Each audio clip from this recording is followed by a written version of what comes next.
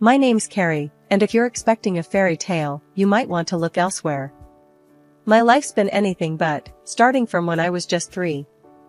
That's when my mom decided she'd had enough of us, or maybe it was just dad and me she'd had enough of. She took off with some guy she met at a bar, or so the story goes. Never much cared to get into the specifics, the outcome was the same either way. She was gone, leaving me and dad to fend for ourselves.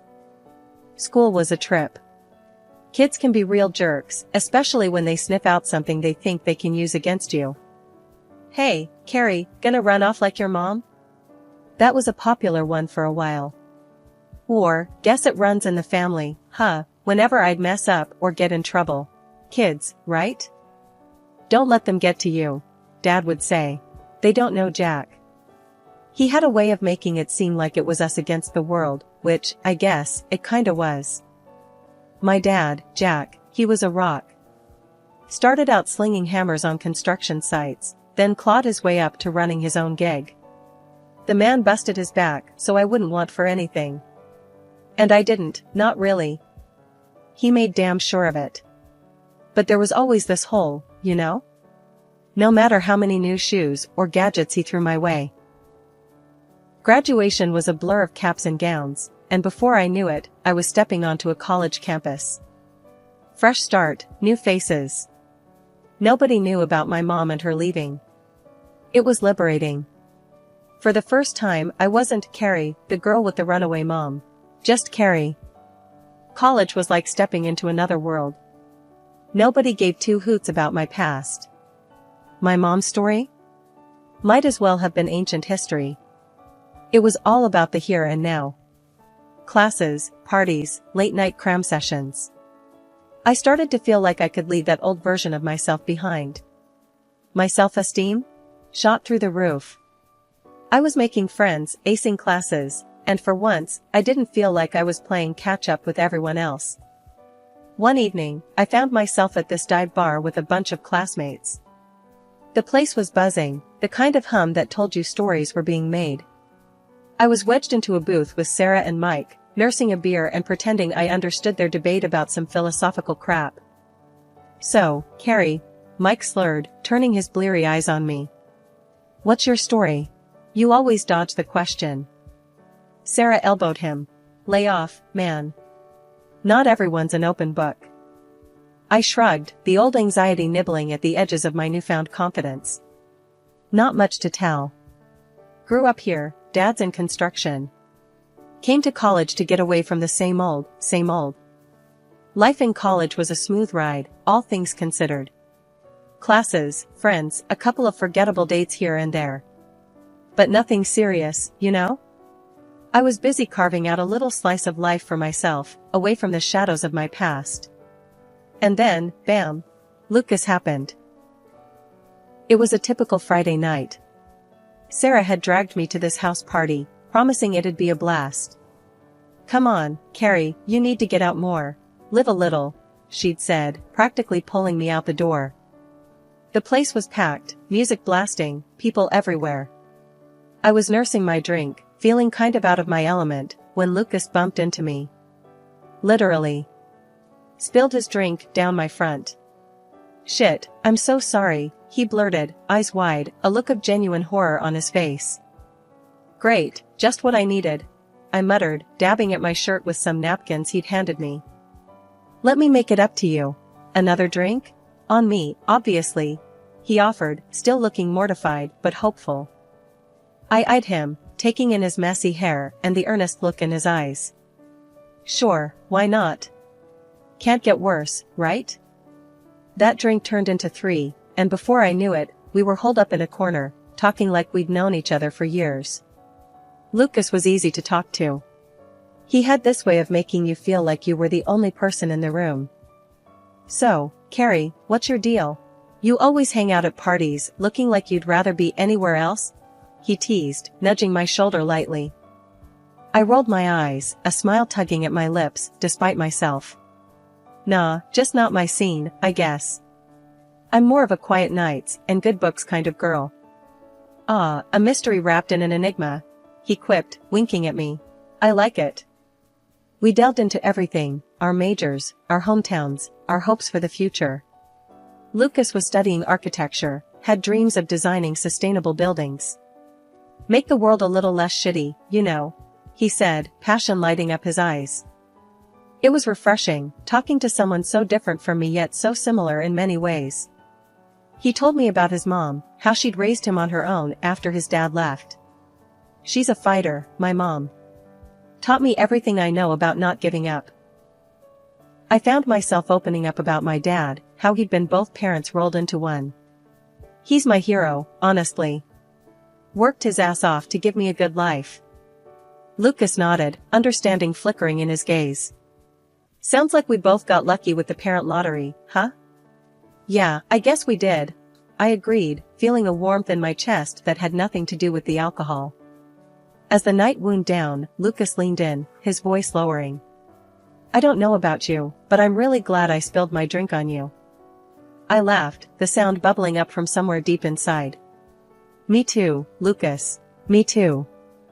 He walked me home that night, the streets quiet and the air crisp around us. When we reached my door, he hesitated, shuffling his feet. So, can I see you again? Maybe without the party and the spilled drinks? I bit my lip, considering. A part of me was screaming to say yes, to dive headfirst into whatever this was. Another part was cautious, wary of getting too close. But looking into Lucas's hopeful eyes, I found myself nodding. Yeah, I'd like that. Fast forward through countless dates, late-night phone calls, and studying sessions together, we were inseparable. College life was good, but having Lucas in it made it great. Before I knew it, graduation rolled around.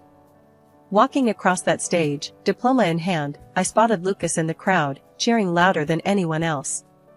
Felt like my heart was gonna burst right out of my chest. Life after college was a blur of new beginnings. Landed a job as an accountant, and Lucas kicked off his career in architecture. We were doing it, making our way in the big, wide world. And we were doing it together. One day, out of the blue, life decided to throw us another curveball. I was pregnant. The 2 lines on the test, clear as day. My world stopped for a minute, everything silent around me. When I told Lucas, his reaction was a mix of shock and something else, joy, maybe? He took my hands in his, eyes shining with a mix of emotions. Carrie, this is... wow. We're gonna have a baby. The weight of the moment hung between us, heavy and sweet, all at once. Then, Lucas, ever the straight shooter, said what we were both thinking, but hadn't dared to voice yet. Guess it's time to stop messing around, huh? Think about making it official. You know, a wedding. Meeting Lucas's mom, Carol, was like stepping into a hurricane when you've only ever dealt with a light drizzle. Lucas had prepped me, saying she was a bit much sometimes, but that was the understatement of the century.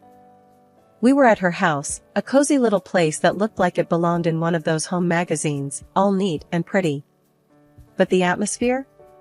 Ice cold, especially after Lucas dropped the baby bomb.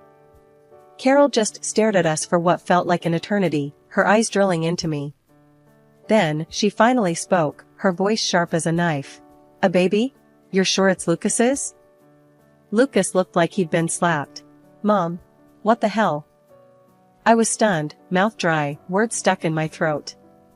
This was the woman who raised the guy I love? She continued, her gaze never leaving mine. I mean, it's a valid question, Lucas. With her background and all. I felt my face flush with anger. My background? What's that supposed to mean? Carol sighed, as if explaining to a child. Your mother left your family, Carrie. That says something about your character. Lucas jumped in, his tone desperate. Mom, stop it. That's not fair. Carrie's not her mother. But Carol was on a roll, ignoring Lucas. And you, getting pregnant so young. Are you trying to trap my son? I couldn't believe what I was hearing. Trap him? We're in this together, Carol. It's not like I planned this on my own.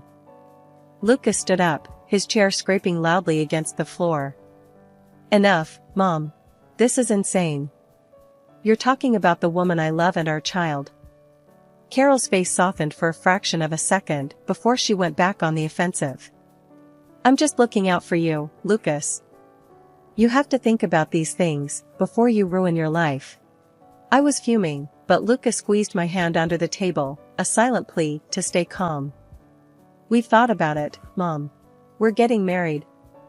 And we'd like your blessing, but we don't need it. Carol scoffed, shaking her head. Marriage. Your kids playing at being adults. Fine, do what you want. But don't expect me to be happy about it. Our wedding was nothing fancy, just a modest gathering with the people who mattered most. My dad was beaming the whole time, practically glowing with pride. But Carol, my new mother-in-law, might as well have been sucking on lemons all evening. Her face was set in a permanent scowl, like she'd walked into the wrong party and couldn't find the exit. At first, after the wedding, I tried to get on Carol's good side, thinking maybe she just needed time to warm up to me. Lucas and I would go over to her place together, but each visit felt like walking into a lion's den. She had this way of talking, dropping little sarcastic comments and laughing them off, but they always landed like punches. Stuff about the baby, like, sure hope the kid gets Lucas's brains, we don't need another runaway in the family. I bit my tongue so much during those visits, it's a wonder I could still talk. But the worst part wasn't the snide remarks, it was how Lucas started acting. He and Carol were thick as thieves, always on the phone or hanging out. And bit by bit, he began to change. It was like he'd absorbed her suspicion and doubt, started looking at me like I was some stranger. One night, he came at me with this gem. Are you sure the baby's mine? You know, given your family history. I stared at him, my jaw on the floor. Are you kidding me right now? You sound just like your mom. He shrugged, a pathetic attempt at looking innocent. It's a valid question, isn't it? I was livid. No, Lucas, it's not. You know me. You know us. How can you even say that? The distance between us grew with each day, each visit to Carol's, each whispered conversation he thought I didn't hear. I stopped going over to her house, couldn't stand the toxicity. Lucas didn't seem to mind, just carried on with their little two-person fan club. One evening, after another solo visit to Carol's, Lucas came home looking troubled. Before he could launch into another one of his interrogations, I cut him off. Lucas, this has to stop. I'm tired of defending myself against accusations and insinuations, especially from you. He looked at me, really looked at me, for the first time in what felt like forever. Carrie, I don't know what's gotten into me. It's just, my mom, she gets in my head. I shook my head, disappointment weighing heavy on my heart. Your mom isn't here, Lucas. It's just you and me. And if we're going to make this work, really work, you need to decide where your loyalties lie. For a brief, shining moment, it felt like I was living in a different world. Carol, my ever-critical mother-in-law, decided to jet off on some extended vacation, leaving us to our own devices for a whole 2 months. You wouldn't believe the change in Lucas. It was like the guy I fell for came back from the dead. We laughed more, talked more, and those nagging doubts and fights just melted away. Being pregnant felt a bit easier without Carol's constant commentary in the background. For a while there, I actually thought we'd turned a corner. Then Carol came back. It was like a switch flipped in Lucas again. The tension, the suspicion, it all came creeping back, like mold in a forgotten corner. She must have been filling his head with all sorts of nonsense the second she got back. I held on to hope, though. Hope that once our daughter was born, things would change. That seeing his child, our child, would snap Lucas out of whatever spell his mom had cast over him. Boy, was I wrong. From the moment our daughter, Lily, entered the world, Carol was on us like a hawk. She'd swoop into our home uninvited, under the guise of helping. But her help was more like a barrage of criticism. You're holding her all wrong, she'd snap, watching me like I was about to drop Lily on her head. Her bath is too cold. Are you trying to freeze her? She'd accuse, sticking a finger in the bathwater like some kind of twisted Goldilocks. And the feeding? According to Carol, I might as well have been trying to poison Lily with the way I was going about it. Nothing I did was right.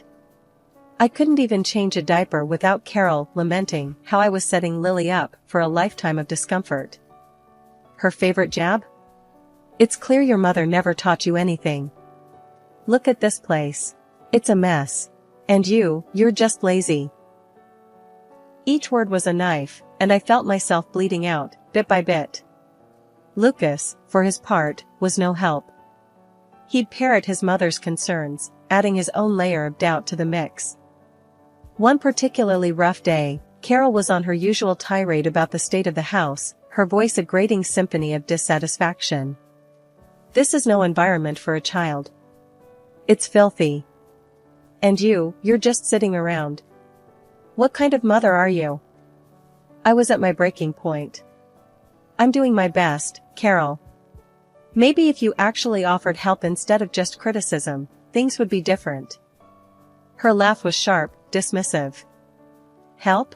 Dear, you need more than help.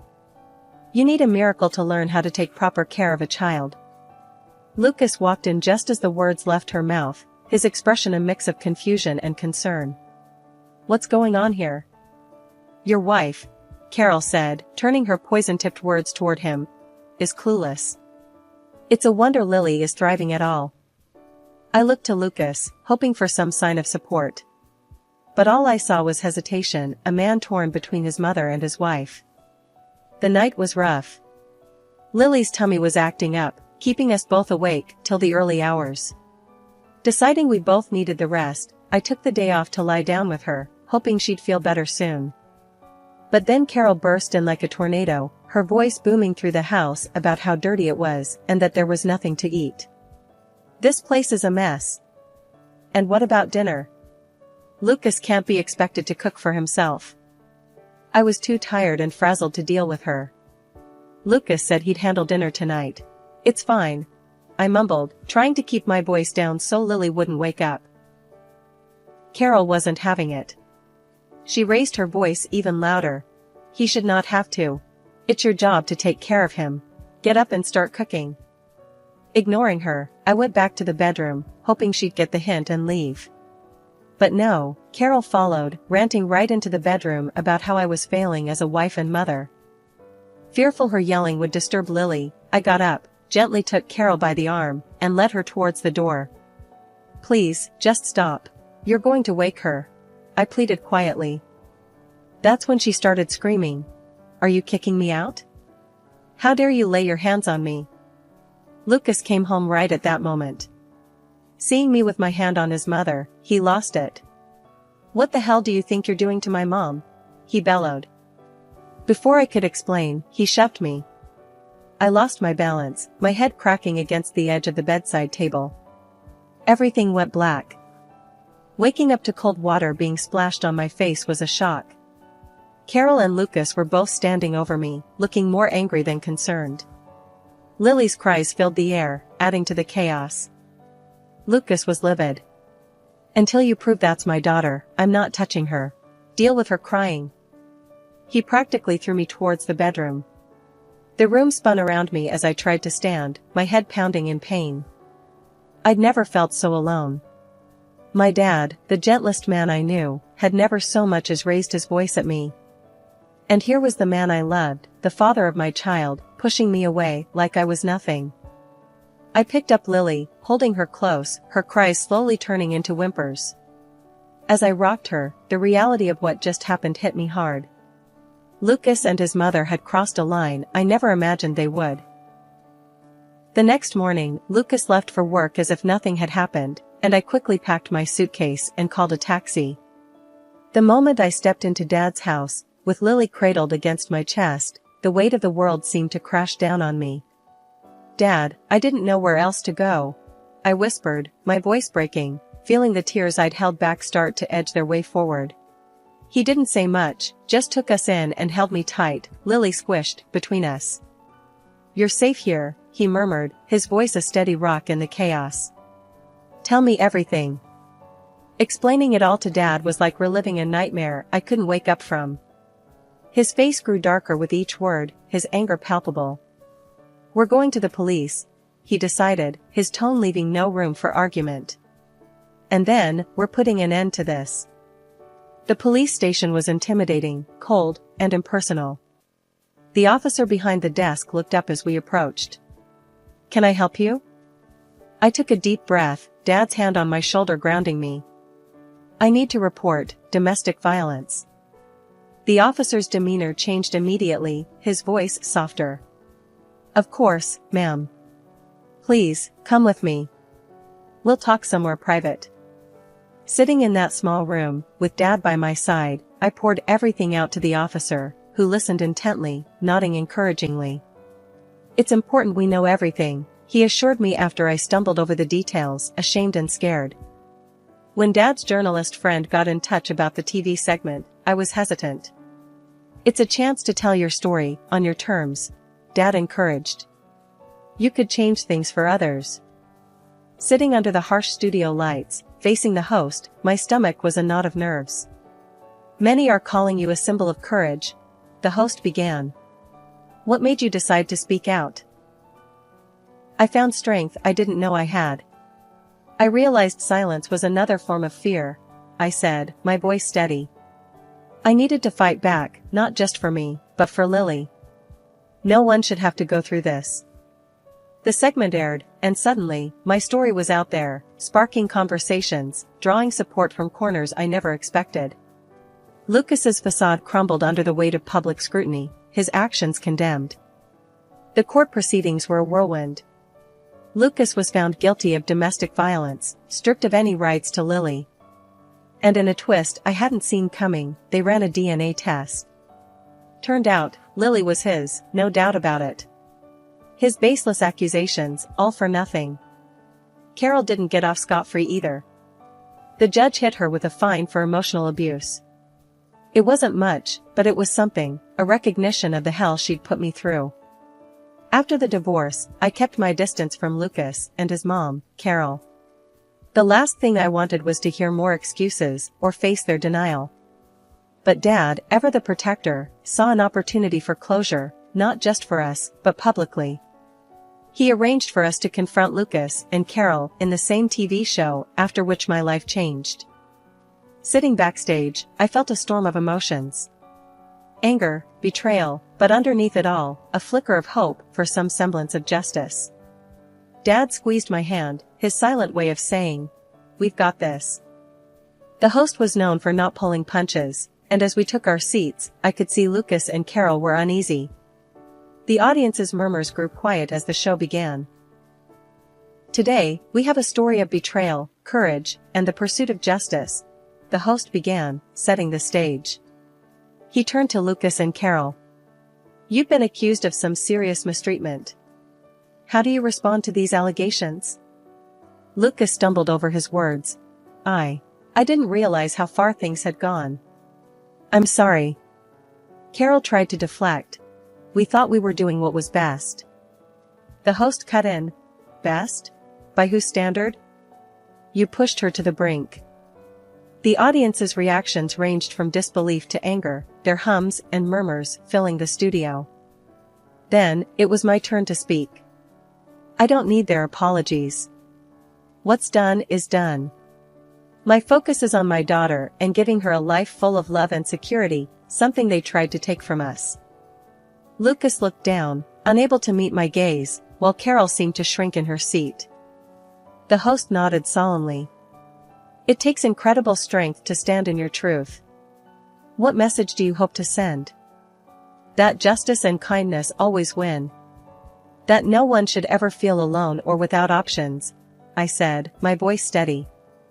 By the end of the show, Lucas and Carol had publicly apologized, but their words felt hollow. I wasn't looking for their remorse, I was looking for a way to move forward, to show Lily the strength of standing up for oneself. Leaving the studio, Dad put an arm around me. "You were amazing out there. Lily's going to grow up knowing how strong her mom is." And he was right. As I looked down at Lily, sleeping peacefully in my arms, I knew our future was bright. Together, with my dad's unwavering support, we'd build a life defined by love, resilience, and the belief that after every storm, there comes a new dawn.